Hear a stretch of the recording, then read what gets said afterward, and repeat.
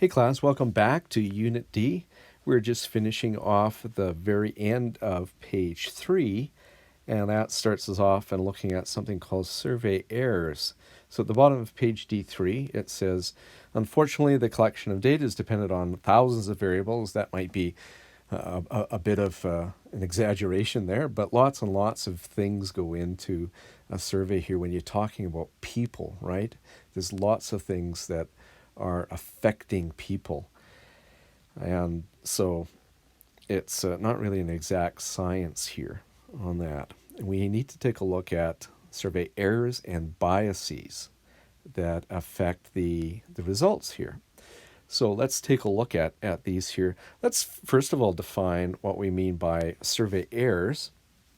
And we're going to look at two basic types here.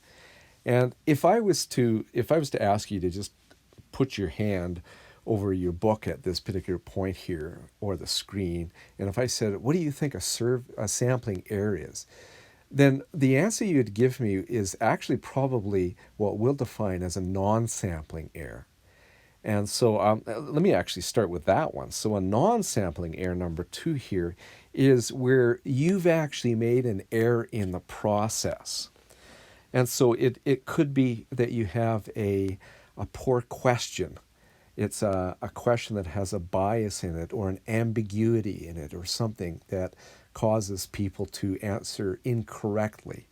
And so that is a non-sampling error. It could be that when you're sampling somebody, let's say you've got a paper copy in front of you and you're writing down their answers as you're talking to them. You're asking them questions. And you actually write down the wrong answer or tick off the wrong box. That's a sampling error. Or if you go to put the data into the computer and that person then reads the answer wrong, or perhaps it's a comment and they can't understand what the person is saying exactly. They've got bad handwriting like me. Then you'd end up with a sampling error there. Okay, or sometimes they just look and they're going very quickly through a survey and they see an 8 and they go and they accidentally hit a 7 on the keyboard. Well, that's a sampling error.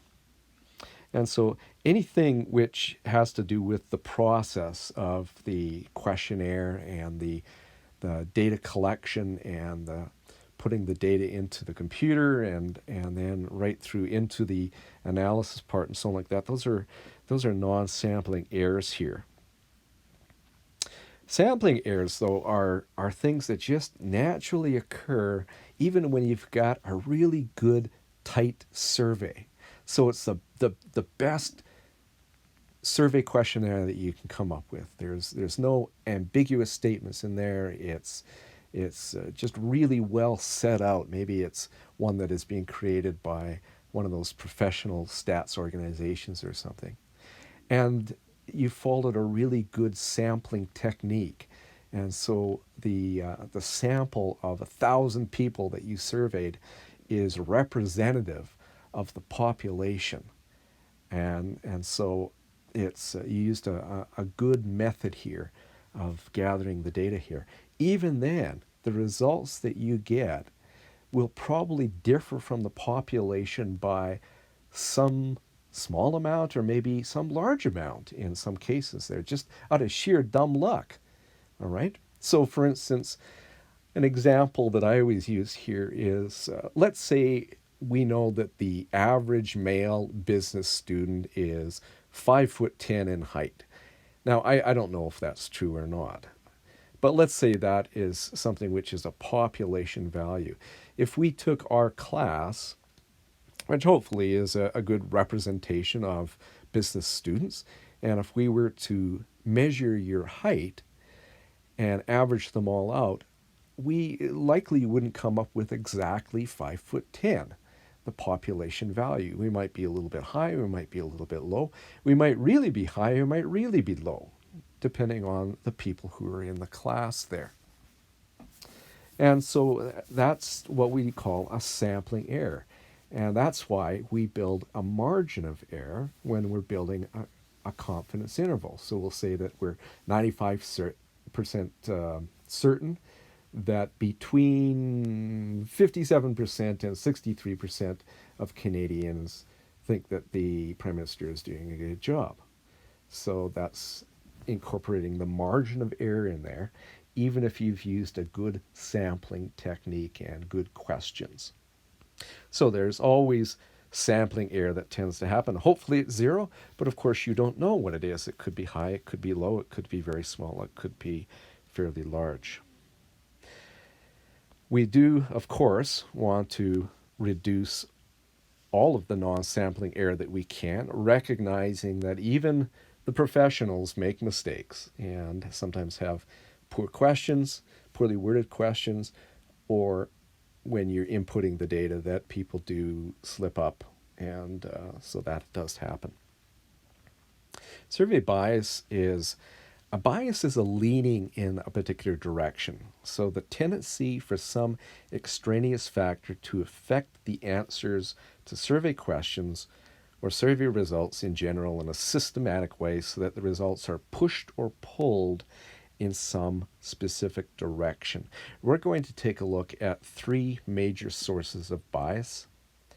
And so that's going to be sampling bias, instrumentation bias, which is the questionnaire itself, and then response bias.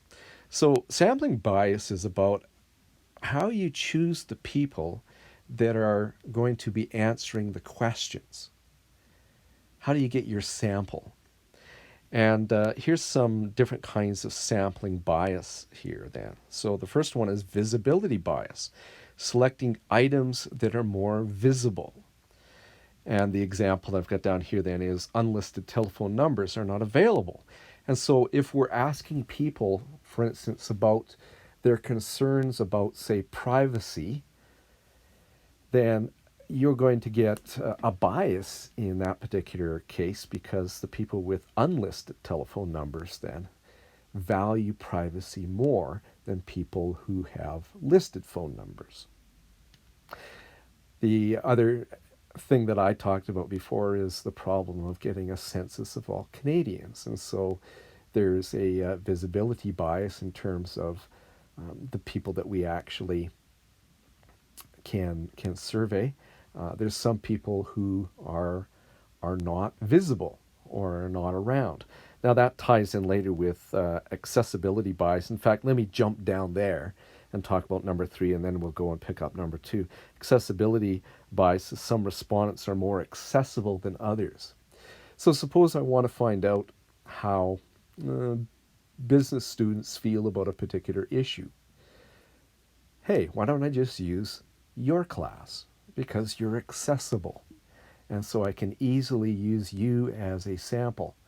The problems with that, of course, is that you have certain group characteristics. You're all business students taking Stats 307. And that probably means that you're either commerce students or that you're CPA students.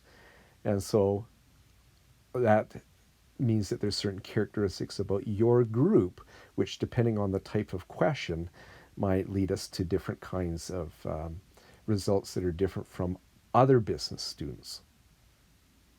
If, of course, we're looking at, say, RDC students, and I use you as an example, then you're a business class, and there's a certain business culture of business students that will give you different answers than if you were to talk to some others. Even in terms of things like, say, physical activity. So if I was surveying, say, a kinesiology class or a phys ed class, then you're going to find that they probably exercise a greater number of hours per week than the average RDC student. So there's a problem if we use them. Now, accessibility bias is very similar to visibility bias, but it could be also that people are visible, but they're still less accessible. And that will come in a little bit later, for instance, when we're talking about things like panel sampling or volunteer sampling and so on, where there's people who are basically saying, pick me. I'll be involved in your survey. And so they make themselves more accessible in that way, even though the others are are right there standing beside them, right? You survey a couple of people, let's say it's a man and a woman, they're together, or it could be two males or two females, they're together, and they come into a venue, an event, Western Air Days. Let's say it's a Rebels game or something like that. And so you want to ask them a question. Well, typically you wouldn't ask both people the same set of questions here. And that's because they tend to, they're not independent of each other. So the responses of one will actually help determine the responses of the other because they're a couple. And so you would only choose one of them. Well, even in a couple, you're going to find that one person is more accessible than the other in terms of, yeah, I'll do the survey, or I'll do the survey, but the other person kind of sits back or stands back and doesn't take part. So that's can be a problem there. And the people that are more accessible then may have certain characteristics. If you're looking at extroversion, for instance, versus introversion, then the more accessible people will probably be more extroverted. Order bias is an interesting one here. Sample units often are listed in order, listed or appear in an orderly pattern. And so an example of that then is, so if I take a look at the dollar amounts, let's say I've got everybody listed in terms of their salaries, and so my data is ordered that way. And then if I was to just start at the top and go down and ask you questions about lifestyle, and all of the data is ordered, or all the names are ordered according to your income, then I'm started with maybe the lowest income people and going up and taking the first 20, or vice versa, as I'm taking the highest income people. You can see the order problem right there in terms of that there's going to be differences between the people that make more money and less money in terms of different lifestyles. Another couple of examples on that is that if I was to ask a question of residents in a certain neighborhood, let's say Eastview, that's where I live, and I wanted to find out about, well, how do you feel about street cleaning? If I always chose the first house on the block, and then maybe went every 10th house or something like that, but I always started on the first house. The problem with that then is I'm always getting a corner lot. And a corner lot has a lot more street to it.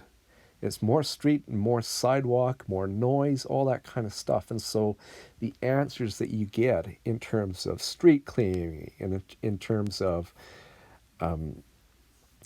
noise and so on like that, traffic, is going to be different when you're talking to a corner lot resident than you are in somebody that has a house in the middle of the block. If you take a look at a phone book, you'll often see something just really goofy. It'll say A1 plumbing, and I don't know, there may be an A1 plumbing. If it is, I apologize on that, because I'm just pulling something out of the air here. But A1 plumbing, and then you'll see that there's an AA1 plumbing, and then an AAA1 plumbing, and then an AAAA1 plumbing, and so on like this. And I've actually seen some phone books that had AAAA, AAAA, up to something like 14 A's, plumbing, or some other service or something like that, auto rental or something. And that's just they can be the first in the phone book. And so they're first in the list there. And so that's just kind of an interesting aside on that. But you do have to watch order bias on that. Just in terms of that, and we'll see this a little bit later as well, there is in terms of order. Actually, I think we hit this later. Yeah, I'm going to hit that later. So Let's move on here to cluster bias. And cluster bias is actually something that I've really already referred to but haven't really named, and that is that if I'm, say, surveying your class, Business 307 students, then you're a cluster of people. And there's a couple of problems with that. One is that you probably tend to share certain common characteristics, say sets of beliefs or experiences. One of the things that we found in the past, of course, is with DSB students is they were downtown. And so if you were to ask a DSB student about parking issues, you'd find that their opinions about parking would differ from RDC students on main campus. And so if I chose just a DSB class, I would get a very biased result in terms of any question about parking. The other thing about cluster bias here is that they tend to affect each other, right? And so you might have problems in terms of independence there. They talk to each other. And so if everybody's doing the same survey, then there may be a tendency for people to actually kind of share their results or influence other people on that. So that's a problem there. So membership and interaction are two issues here. So number 5 is affinity bias. Affinity is talking about the fact that we tend to be more comfortable with people who are more like us. Interviewers tend to select certain types of respondents. And so if I'm in say a crowded room, let's say it's the foyer of the Centrium, and there's a Rebels game going on, and so I'm surveying people just before the game starts. I have a greater tendency to survey people that are more like me. So in my particular case, then people who are of my same gender, of my same age, of maybe what appears to be my same educational status, and so on, my same ethnicity. It's something that we tend to do subconsciously. And so we tend to be more comfortable and are drawn to people who are more like us. It's a natural thing. As a surveyor, you want to stay away from that. And so what I tell people then is, let's say you're standing near the door. Then the rule is that the next person who walks in the door, you will survey as long as they're part of the target population. By that I mean that we may not be interested in surveying kids. Maybe you need to be at least 16 years old or something. And so if a wee little kid walks in the door, you're not going to survey them. They're probably going to be with a parent anyways. But you would take the next person who looks like they are part of the population. You might have to ask them, well, we're only surveying people who are 16 or older. Are you at least 16 if it's a teenager? And then they're part of the population, regardless of whether they're a different gender or a different age or so on than you. And then when you're finished the survey, then what I tell people is then you take the next person who walks in the door. If you're standing in the lobby, then and there's a bunch of people around you and you're not near the door, then what you do is you turn around, say 180 degrees, and you immediately take the person who is closest to you and you survey them. And then when you're finished with that person, then you turn 180 degrees around and you take the next person, the first person that you see who's closest to you. And so that way you, again, try to reduce the affinity bias here. Non-response bias is a big problem when we're talking about surveys, and it is, what are the characteristics of the people who didn't answer the survey or didn't answer a particular question on the survey? And of course, we don't know the answers to that. We can only speculate. There are ways of handling non-response bias if you're in the business of doing surveys, and if you do this for a living, and often involves resurveying or surveying in different ways and so on. But it's a big problem when you're only doing the survey once, and especially if you're doing it with a self-completed survey such as an email survey or a snail mail survey, where they need to take the initiative to send it back to you. What you tend to find is that your response rate tends to be fairly low. And so the question is, well, what are the characteristics of the people who didn't answer or send back the survey? And all you can do really is speculate without looking at more advanced techniques and so on like that.